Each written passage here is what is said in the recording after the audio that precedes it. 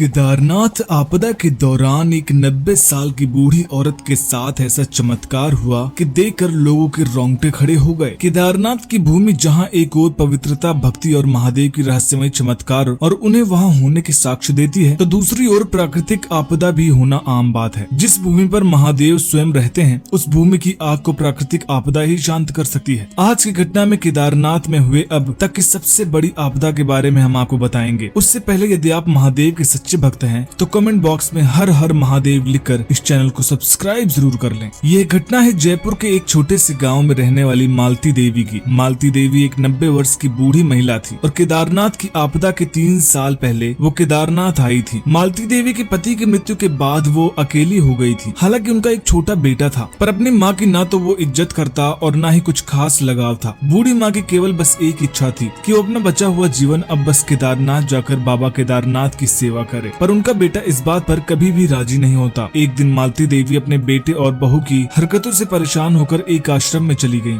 जहाँ उन्हें पता चला कि आश्रम के लोग केदारनाथ की यात्रा के लिए कल सुबह ही निकलने वाले हैं। मालती देवी ने भी लोगों से बात कर अपने बेटे को कहकर आश्रम के लोगों के साथ निकल गई। मालती देवी केदारनाथ आपदा के 3 साल पहले से ही वहीं रहकर बाबा केदारनाथ की सेवा करती। वो बूढ़ी महिला महादेव की भक्ति में इतना लीन हो जाती थी कि उन्हें होश ही नहीं रहता। मालती देवी पिछले 3 सालों से हर शाम बाबा केदारनाथ को अपने हाथों से भोग लगाती और शाम में कीर्तन आरती करती और वहीं महादेव के पास रहकर उनसे बातें किया करती थी। कई लोग तो ऐसा मानते हैं कि वो बूढ़ी महिला महादेव से बातें भी किया करती थी और महादेव उनकी गोद में सर रखकर सोया करते थे। 2013 की आपदा की वो रात तो आप लोगों को याद ही होगी, जब प्रकृति ने अपना प्रकोप दिखाया था। उस शाम भी मालती देवी हर रोज की तरह महादेव को भोग लगाने के लिए जा रही थी। तभी वहाँ के एक साधु ने उनसे कहा कि माता, आज भयंकर प्रलय आने की स्थिति है, आज आप अपने ही कमरे में रहें, कहीं न जाएं। लेकिन मालती देवी ने एक भी बात नहीं मानी तो कहा, तो आज मैं अपने महादेव को भूखा रख दूं, मुझे कुछ नहीं होगा, मैं भोग खिला कर आती हूँ। इतना कहकर वो बाबा केदारनाथ के मंदिर में उन्हें भोग खिलाने चली गयी। मालती देवी ने अंदर जाते ही प्रकृति ने अपना ऐसा प्रकोप दिखाना शुरू कर दिया कि सभी इधर उधर भागने लगे। कितने लोग मारे गए, बाढ़ में न जाने कितने लोग बह गए, पर मालती देवी को इसकी भनक तक नहीं लगी। वो मस्ती में अपने महादेव को भोजन करवा कर कीर्तन में व्यस्त थी। बाहर से मंदिर के सभी कर्मचारी, पंडित जी सभी उन्हें आवाज दे रहे थे। वो उनको बुलाते रहे पर मालती देवी को कोई होश नहीं था। देखते देखते 3 घंटे बीत गए। अब मालती देवी ने सोचा कि जाकर थोड़ा आराम कर लूं। जैसे ही वो बाहर जाने लगी, उन्होंने देखा कि पूरा केदारनाथ धाम बाढ़ से पीड़ित है। आसपास पानी भरा हुआ है और न जाने कितने लोग उनकी चपेट में बह गए हैं। मालती देवी अत्यंत घबरा गई और परेशान होकर वापस महादेव के समक्ष बैठ गई। उन्हें पता था कि अब कुछ ही देर में पानी मंदिर में भी भरने लगेगा और जब मृत्यु तय है तो क्यों न महादेव की सेवा करते करते मैं मर जाऊं। तभी कुछ देर बाद उन्होंने देखा कि शिवलिंग से एक अनोखी चमक आ रही है और गोलाकार में वो चमक पूरे मंदिर में फैलने लगी। तभी पीछे से आवाज आई, घबराओ मत मालती देवी, जिस माँ के हाथों से मैं रोज भोजन करता हूँ, उस माँ को मैं कुछ नहीं होने दूंगा। ये बात सुनकर मालती देवी की आंखों में आंसू आ गए। वो फूट फूट कर रोने लगी। महादेव इतना ही कहकर फिर कहीं लुप्त हो गए। मालती देवी का जीवन जैसे अब सार्थक हुआ था। उन्होंने साक्षात महादेव के दर्शन कर लिए थे। कुछ देर बाद मालती देवी मंदिर से निकली तो आसपास के दृश्य को देखकर चकित हो गई, पर फिर धीरे धीरे अपने कमरे की तरफ बढ़ गई। ऐसा कहा जाता है कि मालती देवी और महादेव का रिश्ता माँ और बेटे के समान था, जिसकी वजह से मालती देवी को उनका बेटा और महादेव को माँ मिल गई।